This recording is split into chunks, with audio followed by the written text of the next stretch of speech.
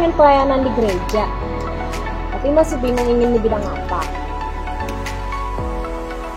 Kamu, iya kamu, ayo gabung ke Komisi Multimedia GKI Maulana Yusuf.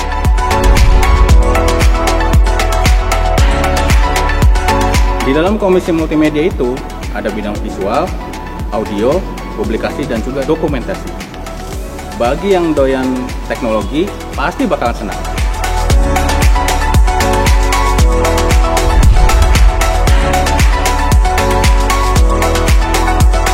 Program kerja kita ada banyak loh, ada persiapan ibadah, ada pelatihan, dan juga kebersamaan.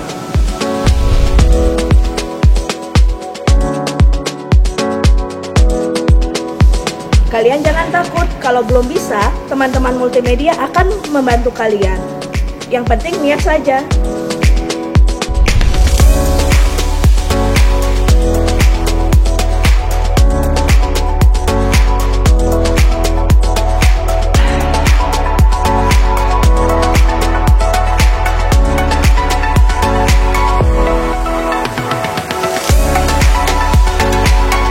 Ayo teman-teman, gabung di dalam pelayanan Komisi Multimedia GKI Maulana Yusuf. Dijamin pasti bahagia. Oh, sorry. Jangan banyak ngomong, mari kita kerja. Ayo. Ayo.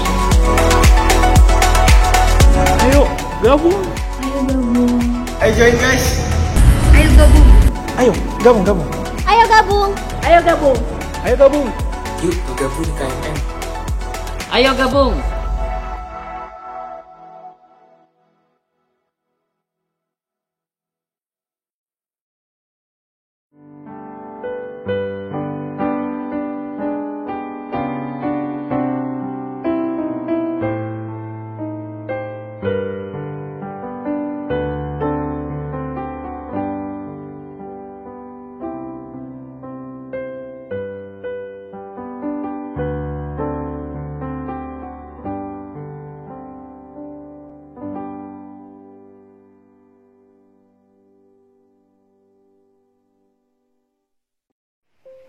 Shalom, selamat pagi jemaat yang terkasih. Selamat datang di ibadah intergenerasi ini. Semoga mama papa, kakak adik, om, tante, oma, opa, opung, kakek, nenek, dan jemaat semua boleh bersuka cita menyambut ibadah intergenerasi ini. Tuhan Yesus memberkati. Selamat hari Minggu, Opa Oma, Bapak Ibu, Kakak Adik, dan jemaat terkasih. Bagaimana kabarnya hari ini? Wah, puji Tuhan semuanya sehat ya. Bagaimana Kak Juju kabarnya hari ini? Kak Juju kabarnya baik, Kak Mita. Kalau Kak Mita bagaimana, Kak Mita? Sehat dong, semua karena berkat Tuhan ya.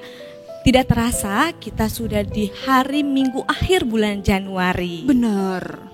Kak Juju, sekarang tahun berapa yo? Nah, nggak terasa sekarang sudah tahun 2022. Wah, selamat tahun baru untuk kita semua. Tapi kita tetap ingat bahwa kasih Tuhan selalu menyertai kita. Pemazmur berkata, dari terbitnya sampai terbenamnya matahari terpujilah nama Tuhan. Mari dengan rasa syukur dan hormat kita serahkan hati kita. Kita mau bernyanyi lagu dari terbitnya matahari medley setinggi-tingginya.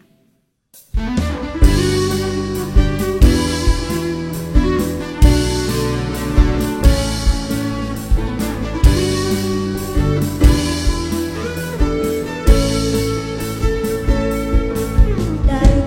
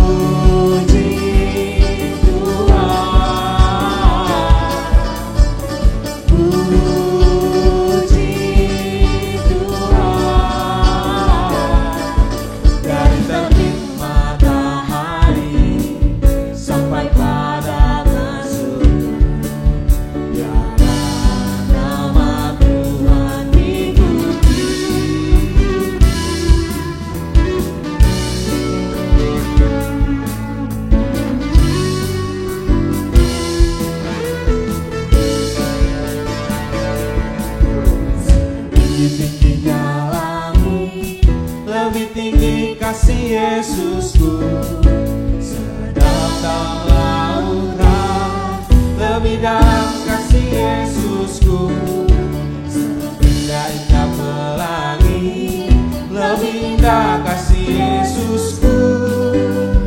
Kasih Yesus, oh kasih Yesus, mengalahkan segalanya. Kasih Yesus, oh kasih Yesus, mengalahkan segalanya.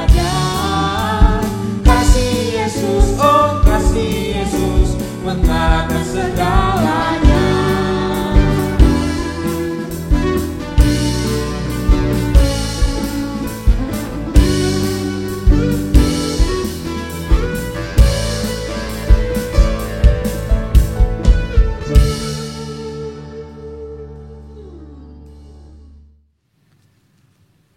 Saudara-saudara, kebaktian intergenerasi ini berlangsung dalam nama Bapa, Anak, dan Roh Kudus.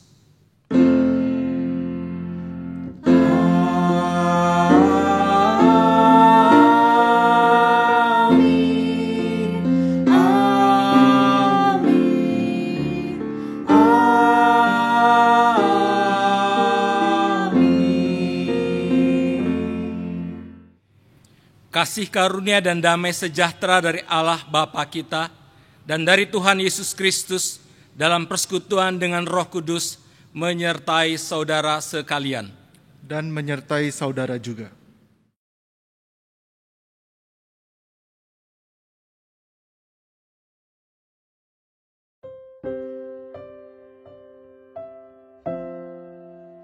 Kami pernah mengalami penolakan ketika suami pindah tugas ke Lombok NTB pada tahun 2008 yang lalu. Dan pada saat itu di instansi suami, aku sebagai ketua Dharma Wanita untuk memimpin istri para karyawan di perusahaan tempat suami bekerja. Pernah sih gak diajak main, malahan dia main sama orang lain. Penolakan, tentu. Saya pernah mengalaminya. Pernah.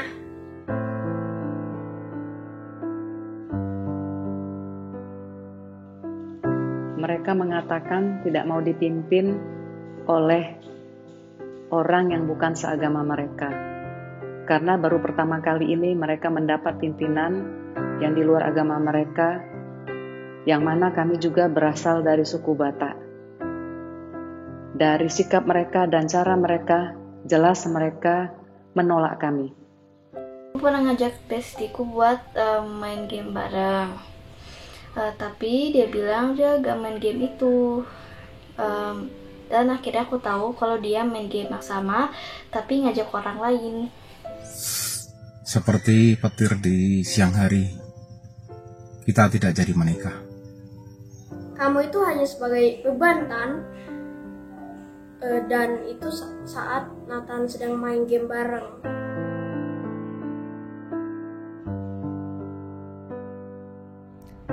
Aku merasa heran, kecewa, sedih, dan bingung.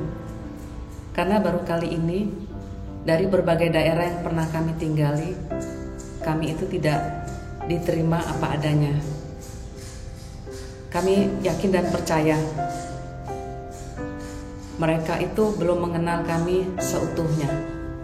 Perasaan aku pertama-tama itu kecewa, dan ya lama-lama ya jadi biasa aja gitu. Ya hubungan aku sama bestiku itu ya nggak terlalu dekat lagi. Waktu itu jujur kecewa, marah, benci, dendam, sedih, semuanya campur jadi satu. Dunia seakan runtuh waktu itu yang saya rasakan. Saat itu Nathan merasa sedih, merasa sakit hati, dan tidak percaya diri, dan merasa tidak berguna.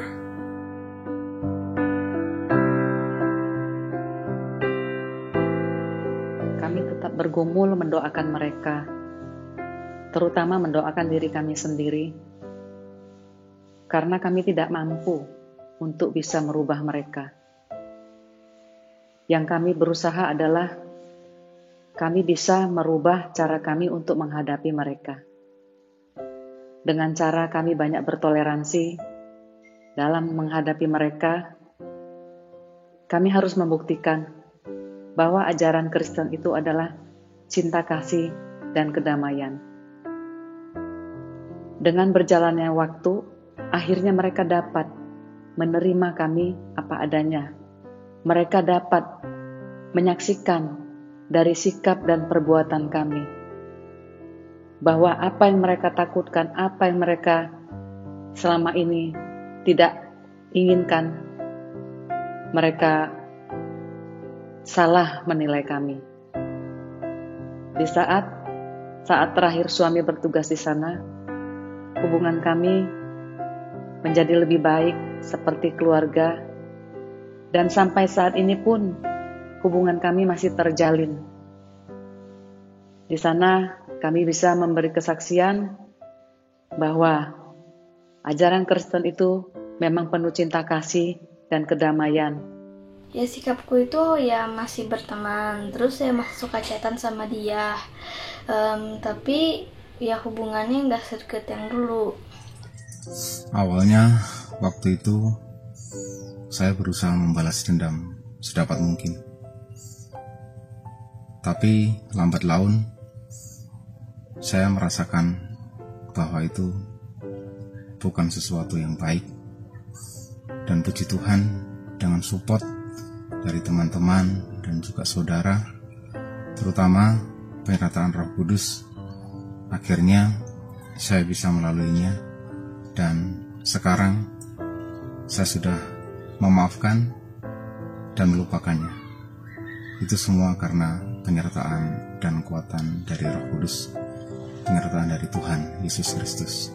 Awalnya Nathan merasa kesal dan kecewa, dan saat itu juga hubungan kami terpecah belah. Tapi kata Bunda, sikap dia ya urusan dia. Yang penting Nathan harus bersikap baik kepada semua orang, karena Tuhan Yesus sudah baik kepada Nathan. Jadi Nathan harus bisa mengampuni dan bersikap baik kepada orang.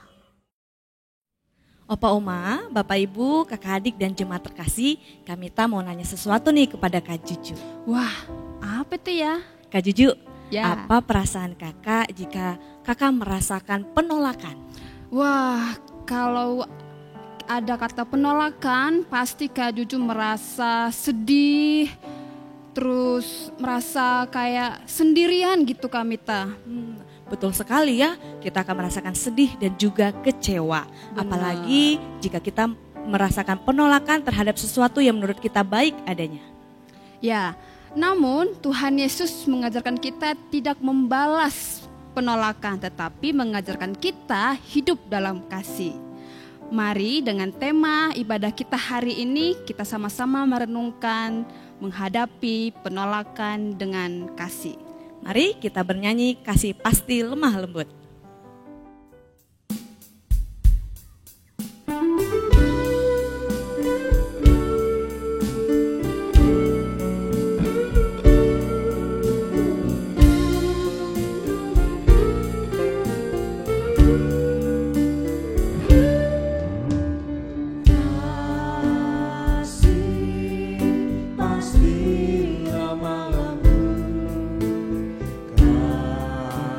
Kasih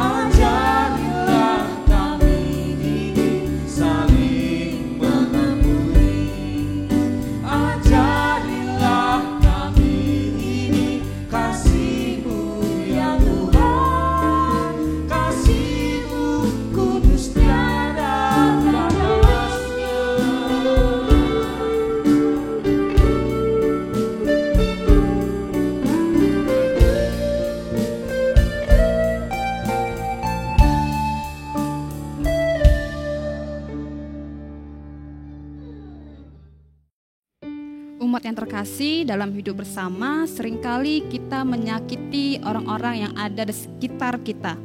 Apalagi yang kita lakukan sesungguhnya merupakan sikap kita di hadapan Tuhan. Marilah saat ini kita hening sejenak untuk memeriksa diri kita masing-masing dengan doa pribadi. Mari kita berdoa.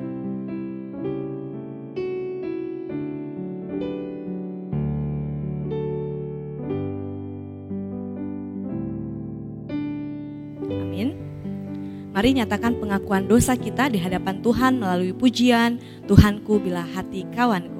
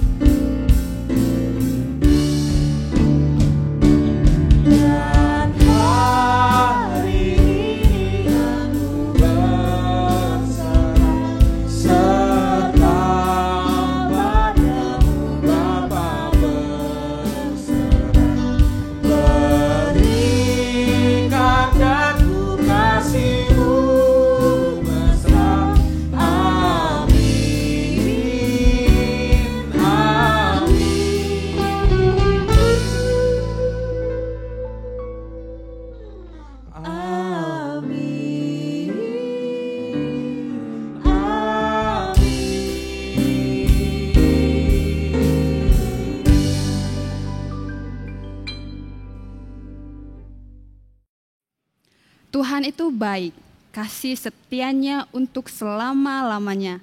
Bagi setiap kita yang dengan sungguh mengakui dosa kita di hadapan Tuhan, dengar dan terimalah berita anugerah yang diambil dari 1 Yohanes 4 ayat 16. Kita telah mengenal dan telah percaya akan kasih Allah kepada kita. Allah adalah kasih. Dan barang siapa tetap berada di dalam kasih, ia tetap berada di dalam Allah dan Allah di dalam dia. Di dalam Kristus engkau telah diampuni. Di dalam Kristus engkau pun telah diampuni. Damai Kristus bagimu. Damai Kristus bagimu juga.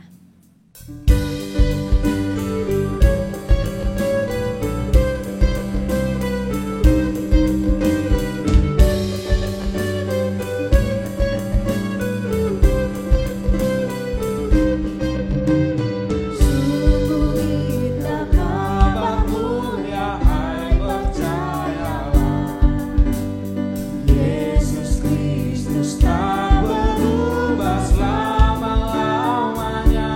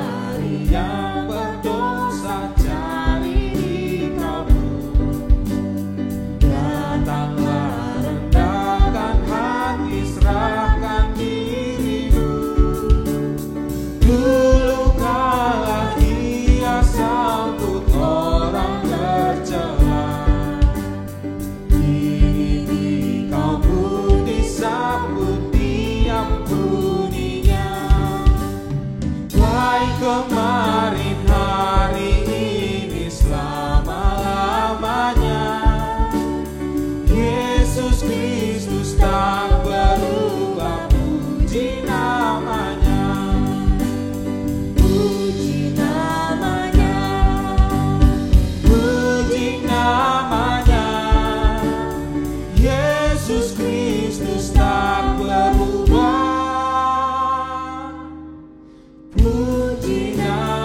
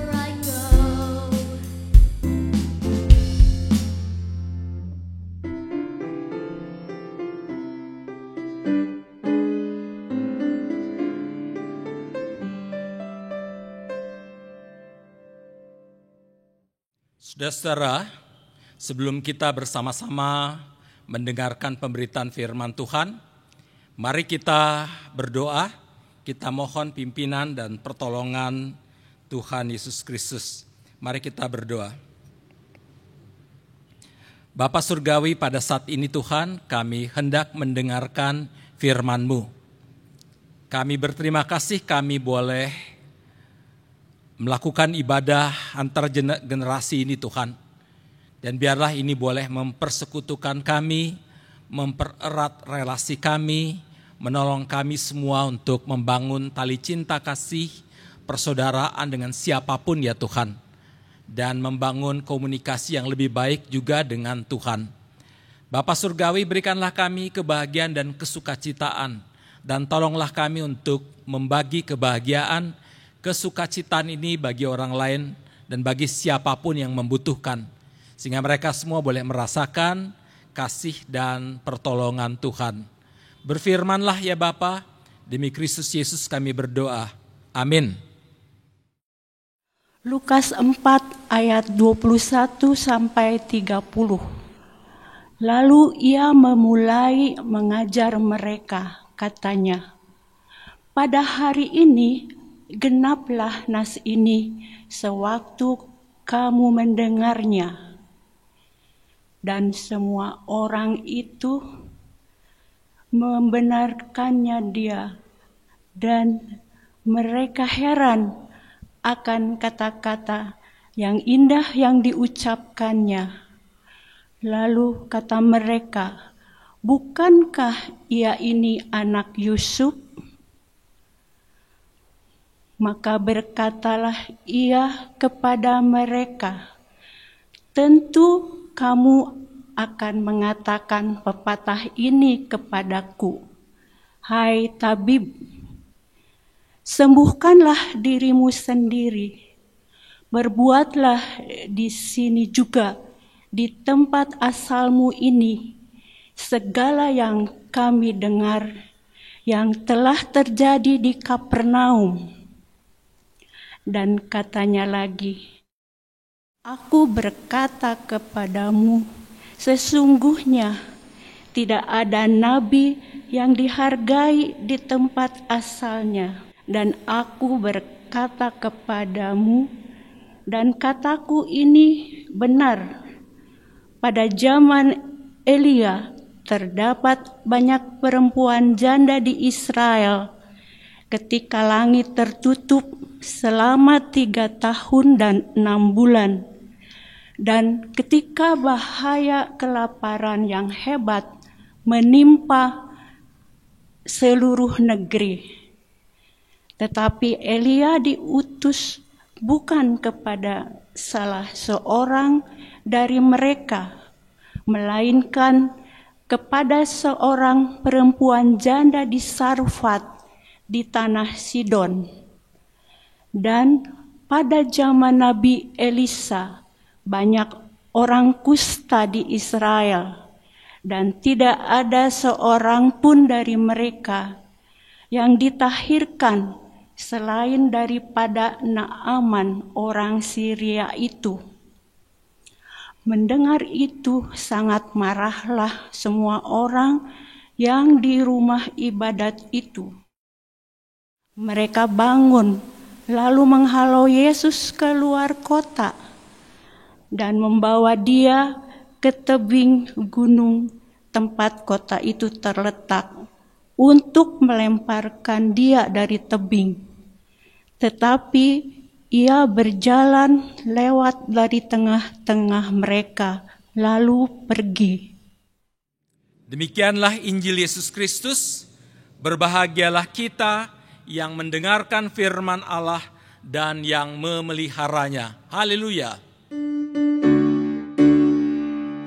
Haleluya. Haleluya.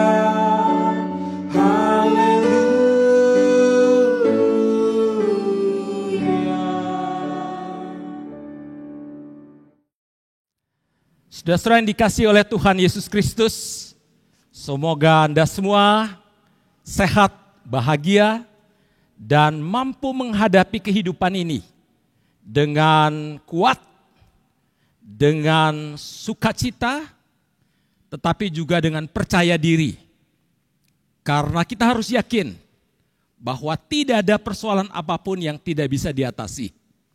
Kita harus percaya diri dan terutama tentu saja percaya kepada Tuhan. Amin.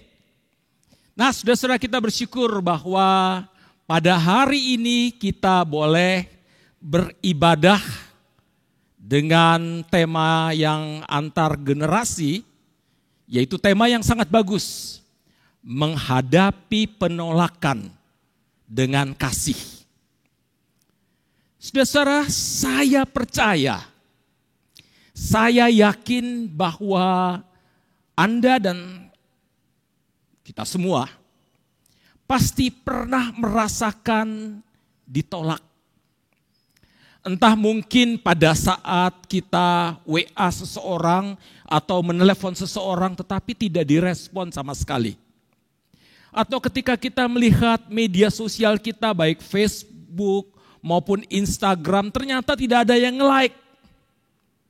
Kita frustrasi, merasa tidak dihargai, tidak diakui, dan efeknya kita merasa ditolak. Ada banyak hal, saudara-saudara, yang membuat orang itu menolak orang lain. Sehingga ada banyak sekali orang yang merasa ditolak di dalam kehidupannya. Ada orang yang ditolak oleh karena agamanya. Anda bukan seagama dengan kita. Ada orang yang ditolak karena gerejanya. Anda itu tidak segereja dengan kita.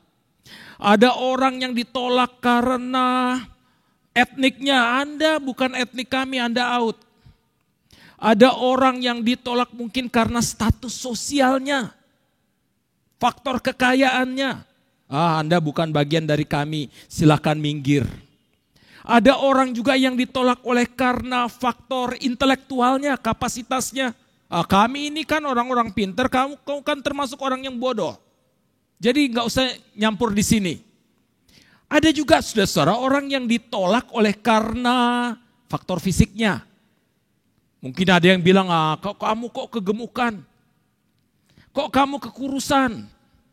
Ada yang bilang, kok kamu ketinggian? Kok kamu kependekan? Dan sebagainya dan sebagainya. Ada juga saudara-saudara orang yang ditolak karena warna kulitnya. Kamu hitam, aku putih. Atau kamu putih, aku hitam. Macam-macam saudara-saudara. Saya pun pernah mengalami penolakan di dalam kehidupan ini. Bukan 1 kali atau 2 kali. Ratusan kali. Dan bahkan mungkin ribuan kali. Saya mengalami penolakan. Saya sakit. Saya sedih. Saya kesel. Saya frustrasi. Bahkan mendekati depresi. Oleh karena itu saudara-saudara saya tahu. Orang yang ditolak itu luar biasa sakitnya. Dia akan merasakan diri seolah-olah dia ini nobody. Bukan apa-apa dan bukan siapa-siapa. Bahkan ketika kita merasa bahwa kita ditolak itu kita inginnya mau mati aja. Dunia ini sudah menjadi sesuatu yang tidak menyenangkan lagi untuk kita. Jadi betapa sakitnya saudara-saudara ditolak itu. Saya mengerti pengalaman-pengalaman itu. Dan saya tahu kemungkinan kalau saudara-saudara sedang mengalami pengalaman ditolak, saya tahu betapa sakitnya ditolak itu. Oleh karena itu saudara-saudara, tema kita kali ini yang berbicara tentang menghadapi penolakan dengan kasih menjadi sesuatu yang sangat penting. Dia penting karena begitu banyak orang di dunia ini yang mengalami sakit yang luar biasa, yang mengalami depresi luar biasa, yang mengalami frustrasi luar biasa karena mereka merasa ditolak. Tetapi saudara, saya ingatkan tema ini juga penting untuk kita. Bukan karena ada banyak orang yang mengalami depresi, frustrasi karena ditolak, tetapi karena penolakan itu sendiri, saudara-saudara, tidak harus direspons dengan depresi, frustrasi, kesedihan yang luar biasa. Kita juga bisa meresponsnya dengan cara yang lain, yang lebih wise, yang lebih cerdas. Kita bisa merespons penolakan yang terjadi pada diri kita itu dengan cara yang lebih baik. Nah, saudara-saudara yang dikasihi oleh Tuhan Yesus Kristus, ada satu cerita. Pernah seorang gadis datang kepada saya. Dan dengan frustrasi yang luar biasa, saudara-saudara, bahkan mengarah ke depresi, dia bercerita bahwa dia mengalami kekesalan luar biasa, kesedihan yang luar biasa karena dia merasa ditolak bahkan di rumahnya sendiri, di lingkungan keluarganya sendiri. Saya bilang, apa persoalannya? Dia katakan, Pak Pati, ayah dan ibu saya itu orang pinter. Mereka lulusan dari universitas negeri yang sangat terkenal. Kakak-kakak saya itu juga orang pinter. Mereka lulusan juga dari universitas negeri yang sangat terkenal, tempat di mana orang tua, ayah dan ibu saya lulus.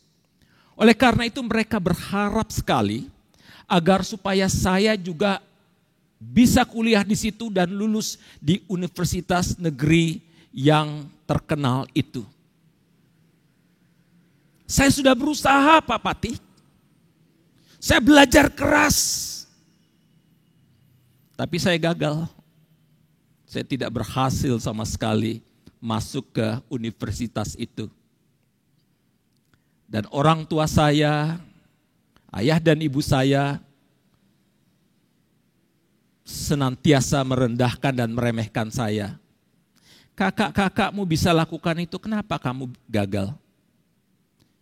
Bahkan kakak-kakak saya seringkali membuli saya. Mereka mengatakan kami semua pinter-pinter, cerdas-cerdas, kamu sendiri, apakah kamu ini anak angkat? Saya merasa ditolak, Pak Pati. Saya merasa tidak dihargai. Oleh karena itu satu saat saya bilang kepada ayah dan ibu saya mau ambil studi bahasa saja. Saya ingin mendalami bahasa. Ayah dan ibu saya menyetujui meskipun mereka katakan, untuk apa studi yang seperti itu? Mereka sedikit merendahkan kuliah yang akan saya ambil. Apalagi di universitas yang bagi mereka tidak terkenal. Oleh karena itu, jujur saja Pak Pati, ketika saya berkuliah saya juga rasanya itu kurang menikmati. Karena dibebani dengan perasaan, aduh saya tidak bisa memberikan kebanggaan kepada orang tua saya. Mereka ingin saya masuk ke universitas negeri yang terkenal itu, tapi saya gagal. Sekarang saya masuk mendalami bahasa, tetapi mereka merasa saya gagal. Oleh karena itu saya merasa sedih. Kesedihan saya karena saya tidak bisa mencapai standar yang mereka telah tetapkan. Saya merasa ditolak. Tapi saya lebih terasa bahwa saya berdosa, ini semua karena saya. Dia betul-betul frustrasi bahkan depresi. Dan bahkan dia katakan kalau begini rasanya gak nikmat lagi hidup. Ingin rasanya saya mati. Kemudian saudara-saudara saya katakan oke, saya punya 3 hal untuk kamu. Yang pertama, setiap orang itu unik. Kamu punya keunikan. Bahwa ayahmu, ibumu, kakak-kakakmu bisa masuk ke universitas negeri yang terkenal itu, ya sudah, gak apa-apa. Dan kamu tidak harus sama dengan mereka. Kamu punya keunikan lain. Oleh karena itu terimalah keunikanmu itu. Toh kamu sudah belajar, kamu sudah bekerja keras, belajar keras tetapi toh tidak di situ. Sudah, itulah keunikanmu. Kalau kamu memang suka bahasa, sudah, dalami saja itu. Ingat bahwa kamu punya keunikan. Kedua, Tuhan punya cara dan jalan serta rencananya untuk setiap orang juga secara unik. Enggak semua orang harus masuk universitas yang sama. Orang bisa masuk universitas yang lain. Tidak semua orang harus mengambil jurusan yang sama. Anda dipilih atau memilih untuk jurusan yang lain, atau Tuhan mengarahkan Anda untuk mengambil jurusan yang lain, enggak apa-apa. Syukuri. Karena Tuhan juga punya rencana yang lain untuk Anda. Syukuri saja. Itu hal yang kedua. Hal yang ketiga yang saya katakan adalah bahwa ini penting. Penolakan yang Anda rasakan dari ayah, ibu maupun kakak-kakak Anda itu, jadikanlah itu bukan musuh. Tapi jadikanlah itu sahabat, jadikanlah itu rekan, jadikanlah penolakan itu teman.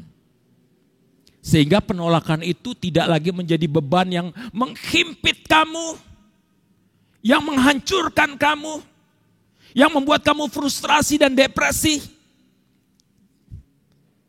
Sebaliknya, jadikan penolakan itu sahabat, teman, dan rekan yang justru mendorong kamu untuk lebih maju, untuk lebih berhasil, untuk lebih berprestasi. Jadi lihatlah itu secara positif. Saudara-saudara, setelah mendengar itu 3 hal yang saya sampaikan, dia pulang dengan gembira. Saya bersyukur sekali. Dia pulang dengan gembira, dengan sukacita, dengan percaya diri. Dia selamatin saya. Dia katakan, Pak Pati, saya akan berjuang keras di situ. Saya akan berprestasi di tempat yang baru ini. Saya akan maju terus. Saudara-saudara yang dikasih oleh Tuhan Yesus Kristus. 10 tahun kemudian kira-kira, orang tuanya, bukan anak ini yang datang. Orang tuanya datang kepada saya. Lalu mengatakan, dulu kami pernah meremehkan anak bungsu kami. Karena dia ambil jurusan yang bagi kami salah. Dan dia berkuliah di universitas yang bagi kami tidak baik, kurang kualitasnya. Tetapi ternyata kami salah. Karena ternyata sekarang anak bungsu kami yang kami remehkan, rendahkan, yang kami tolak itu, dialah yang paling moncer dari segi jabatan, dialah yang paling hebat dari segi prestasi, dialah yang paling kaya di antara semua saudara-saudaranya. Sehingga kami sekarang justru dibiayai oleh si bungsu yang pernah kami rendahkan, yang pernah kami tolak itu. Lalu orang tuanya katakan, terima kasih ya Pak Pati. Kami sudah dengar kok, Anda yang mendorong anak ini sehingga dia jadi lebih maju dan percaya diri. Saudara-saudara, kita semua pernah ditolak, direndahkan, diremehkan. Tapi enggak harus itu semua menjadi beban yang menghancurkan kita, yang membuat kita menjadi frustrasi dan depresi. Kita punya pilihan lain untuk menyikapinya atau meresponsnya, yaitu dengan menjadikan penolakan itu sebagai sahabat, sebagai rekan, sebagai teman yang membuat kita menjadi lebih maju. Karena seringkali, saudara-saudara, seringkali justru melalui penolakan itulah ada blessing in disguise di situ. Saudara-saudara yang dikasih oleh Tuhan Yesus Kristus, Yesus pun pernah ditolak. Bukan Anda atau saya saja yang pernah ditolak, tapi bahkan Yesus pun pernah ditolak. Orang-orang sekampungnya menolak dia. Yesus sedih, pasti. Yesus frustrasi, yes. Ditolak oleh orang-orang sekampungnya, ditolak oleh orang-orang yang mengenal dia, pasti frustrasi, pasti sedih. Tapi apakah Yesus menjadikan penolakan itu beban yang menghancurkan dia, membuat dia depresi, yang membuat dia mengalami kehidupan ini tidak nyaman, tidak enak, lebih baik aku mati saja? Yesus tidak memilih yang itu. Yesus memilih yang sebaliknya, menjadikan penolakan itu sebagai blessing in disguise, sebagai kekuatan yang memotivasi dia untuk melayani lebih luas lagi, lebih besar lagi kepada siapapun. Itu karena penolakan. Seandainya saudara Yesus diterima oleh orang-orang sekampungnya pada saat itu, kemungkinan Yesus cuma melayani di kampungnya saja, nggak keluar-keluar. Kemungkinan Yesus jadi tokoh yang tidak terkenal. Tapi oleh karena penolakan itu, ternyata Yesus jadi keluar, dikenal oleh semua orang, dan dia melayani begitu banyak orang. Ternyata ada blessing in disguise. Ada berkat terselubung melalui penolakan yang Yesus alami. Ada tokoh-tokoh lain, saudara-saudara, yang menjadikan penolakan itu sebagai sahabat, sebagai rekan, sebagai teman. Saya percaya Anda semua kenal Michael Jordan. Dia seorang pebasket yang paling terkenal di seluruh dunia. Saya salah seorang fans beratnya. Saudara, Anda tahu Michael Jordan? Ketika dia di SMA, dia bermain basket. Itu pelatih basket di sekolahnya dia menolak dia. Dia katakan Anda nggak terlalu cukup besar untuk bermain basket. Anda tidak punya kapasitas dan kemampuan untuk bermain basket. Ditolak, saudara-saudara, pada masa SMA. Apakah Michael Jordan sedih? Pasti. Apakah dia frustrasi? Yes. Tapi apakah itu menghancurkan dia dan dia melihat itu sebagai beban yang kemudian membuat dia kemudian depresi dan ingin bunuh diri? Tidak. Dia jadikan penolakan itu sebagai sahabat, sebagai teman, sebagai rekan. Dia berlatih lebih keras. Efeknya apa, saudara-saudara? Dia menjadi pemain paling terkenal dan paling hebat di seluruh dunia. Itu karena dia pernah mengalami penolakan. Oleh karena itu, saudara-saudara, bersyukurlah dengan penolakan yang kita terima.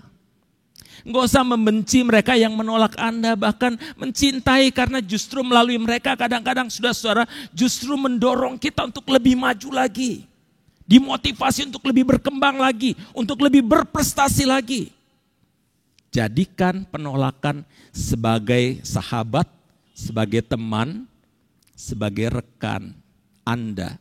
Steve Jobs, seorang ahli komputer yang luar biasa, digital technology. Dia ditolak dari perusahaannya dia, saudara-saudara. Ditolak mentah-mentah. Sedihkah dia? Sedih. Frustrasikah dia? Frustrasi pasti. Tapi apakah dia menjadikan penolakan itu suatu tekanan, beban yang berat sehingga membuat dia ingin mati rasanya? Tidak. Penolakan itu justru menjadi sahabat, menjadi rekan, menjadi teman yang mendorong dia untuk berprestasi. Lebih hebat lagi. Kemudian dia pindah ke Apple. Dan dia membuat Apple, perusahaan Apple itu justru menjadi lebih hebat, lebih terkenal, lebih moncer daripada perusahaan dia sebelumnya. Ini orang, saudara-saudara, yang justru menggunakan penolakan itu, memanfaatkan penolakan itu sebagai energi untuk maju. Di Alkitab ada seorang tokoh yang bernama Elia. Elia dikejar-kejar orang-orang Israel, mereka hendak membunuhnya. Apakah Elia sedih? Sedih banget, saudara-saudara. Apakah dia frustrasi? Yes, dia frustrasi. Tetapi apakah dia kemudian ingin mati? Bahkan dia sempat ingin mati, yes. Tapi dia tidak kemudian mengambil jalan fatal untuk bunuh diri. Dia membiarkan Tuhan bekerja melalui masalah yang dihadapi, melalui penolakan yang dia alami itu, saudara-saudara. Dan dia justru menjadi berkat bagi bangsa-bangsa. Dan janda di Sarfat adalah orang pertama yang merasakan berkat melalui Elia. Jadi sekali lagi, saudara-saudara, kita semua pernah ditolak. Saya pernah ditolak. Dan kita tahu betapa sakitnya ditolak, betapa sedihnya ditolak. Mungkin kita frustrasi ditolak, tetapi jangan biarkan penolakan itu menjadi beban yang berat, luar biasa yang membunuh Anda, menghancurkan Anda. Dan Anda menjadi merasa nobody atau merasa nothing. Sebaliknya, saudara-saudara, jadikanlah penolakan itu sahabat, rekan, teman yang mendorong Anda untuk maju, untuk lebih berprestasi, untuk menunjukkan kepada semua orang, saya ada dan saya berhasil, saya mampu. Dan saya percaya, saudara-saudara, dengan pimpinan dan pertolongan Tuhan, maka penolakan-penolakan yang sekarang Anda alami itu justru akan menjadi berkat yang luar biasa, menjadi blessing in disguise bagi Anda dan saya. Tidak perlu membenci, tidak perlu membenci mereka yang menolak Anda. Tidak perlu Anda menjadi frustrasi oleh penolakan. Tapi sebaliknya, syukurilah penolakan itu. Syukurilah untuk orang-orang yang telah menolak Anda. Karena itu adalah energi yang luar biasa yang membuat Anda maju di dalam pimpinan dan pertolongan Tuhan. Oleh karena itu, saudara-saudara, ayo stop frustrasi, stop depresi. Kita maju, kita bangkit. Kita hadapi kehidupan dengan percaya diri dan percaya kepada Tuhan yang menolong kehidupan kita. Amin. Amin.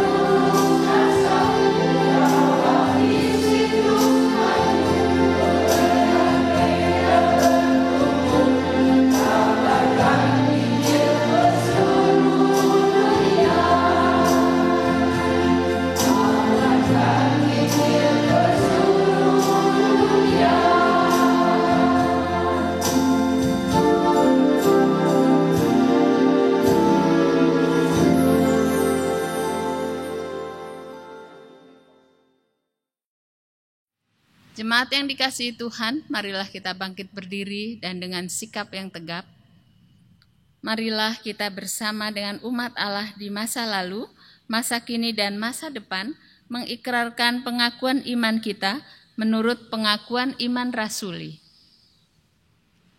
Aku percaya kepada Allah, Bapa yang Maha Kuasa, Khalik langit dan bumi, dan kepada Yesus Kristus, Anaknya yang tunggal Tuhan kita, yang dikandung dari Roh Kudus, lahir dari anak darah Maria, yang menderita sengsara di bawah pemerintahan Pontius Pilatus, disalibkan, mati dan dikuburkan, turun ke dalam kerajaan maut.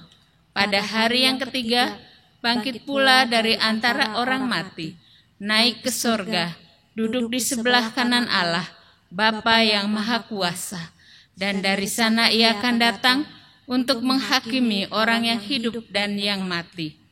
Aku percaya kepada Roh Kudus, gereja yang kudus dan am, persekutuan orang kudus, pengampunan dosa, kebangkitan orang mati, dan hidup yang kekal. Amin.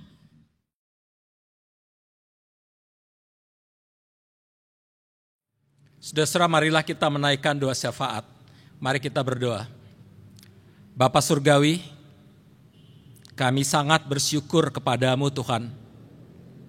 Pada hari Minggu ini, kami boleh beribadah dengan melalui ibadah antar atau intergenerasi.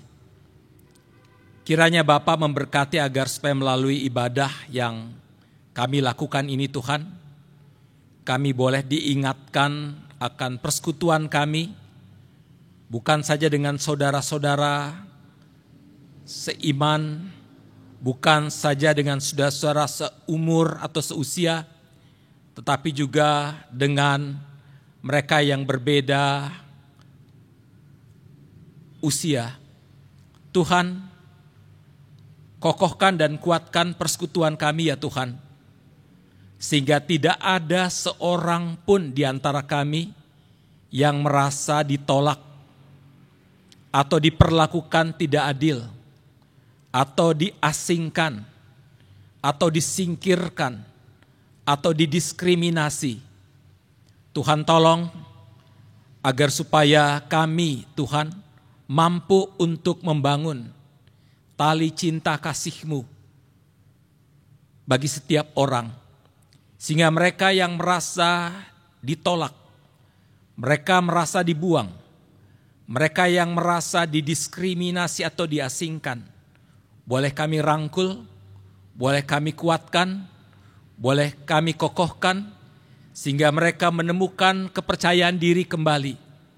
Mereka boleh menghargai keunikan yang mereka miliki, dan mereka boleh sungguh-sungguh Tuhan mensyukuri apa yang telah Tuhan berikan kepada mereka, sehingga di tengah-tengah berbagai tantangan, pergumulan, persoalan, bahkan penolakan ya Tuhan, mereka boleh meresponsnya dengan positif, dengan bersandar kepadamu. Bapa Surgawi, kami berdoa untuk jemaat kami ini, dengan begitu banyak kegiatan dan aktivitas yang kami bangun, bukan saja untuk memperkokoh iman jemaat, tetapi terutama Tuhan untuk mendorong jemaat kami maupun simpatisan untuk menjadi saluran berkat Tuhan bagi siapapun, untuk menolong mereka yang miskin, untuk menolong mereka yang tertindas dan mengalami ketidakadilan, untuk menolong mereka yang merasa ditolak. Tuhan, pakailah kami semua Bapa, sehingga kami sadar bahwa sebagai anak-anak-Mu, kami mampu untuk menjadi saluran berkat-Mu bagi siapapun. Terima kasih ya Tuhan, kami berdoa untuk keluarga kami masing-masing Kau berkati, agar supaya relasi di antara suami dan istri, orang tua dan anak, antara mantu dan mertua, semua boleh berjalan dengan baik. Dan biarlah kami boleh semakin harmonis, semakin akrab, dan biarlah segala macam tantangan dan pergumulan bukan menghancurkan kami, tetapi semakin memperkuat kami semua. Terima kasih ya Bapa.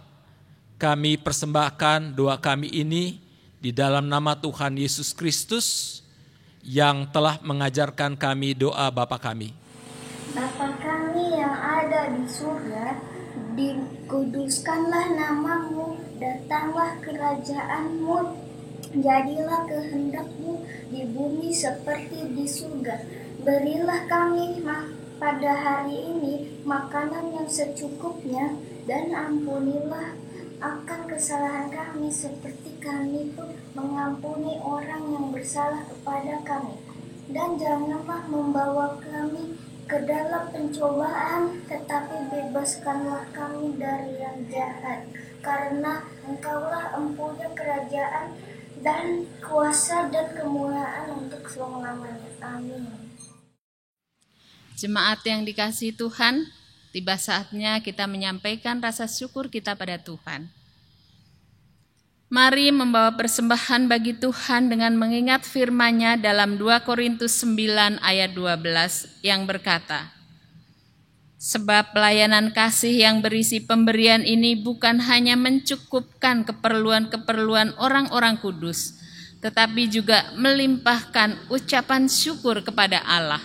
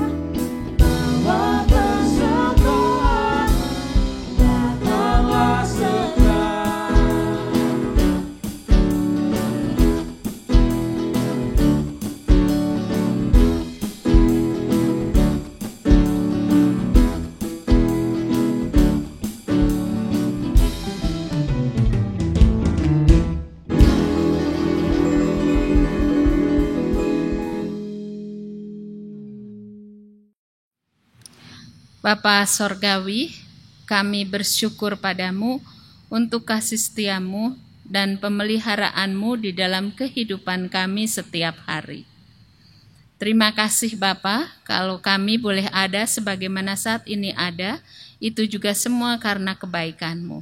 Dan saat ini ya Bapa, terimalah persembahan syukur kami yang semuanya berasal daripadamu. Terima kasih ya Bapa, di dalam nama Tuhan Yesus Kristus. Amin. Kak Juju, ya Kamita, dan jemaat di rumah, ibadah kita akan segera selesai. Meskipun demikian, keseharian yang akan kita jalani selanjutnya juga merupakan ibadah kita kepada Tuhan. Mari menjalani tugas pengutusan kita sebaik mungkin dalam kasih dan dalam terang firman-Nya yang akan selalu menuntun kita.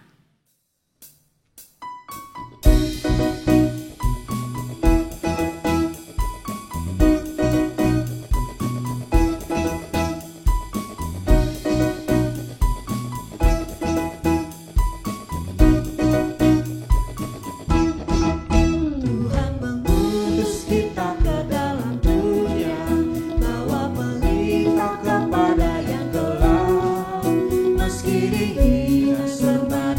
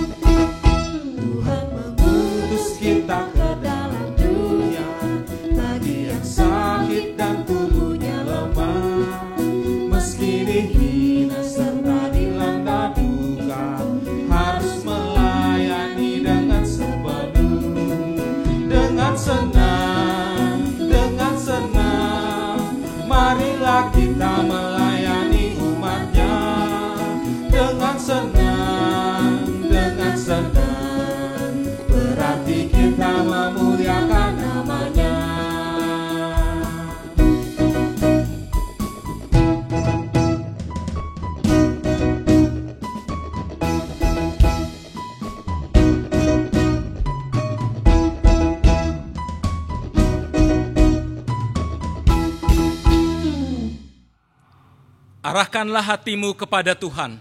Kami mengarahkan hati kami kepada Tuhan. Jadilah saksi Kristus. Syukur kepada Allah. Terpujilah Tuhan. Kini dan selamanya. Saudara-saudara, terimalah berkat Tuhan. Semoga Allah sumber pengharapan memenuhi kita dengan segala sukacita dan damai sejahtera dalam iman kita, supaya oleh kekuatan Roh Kudus kita berlimpah-limpah dalam pengharapan serta kasih.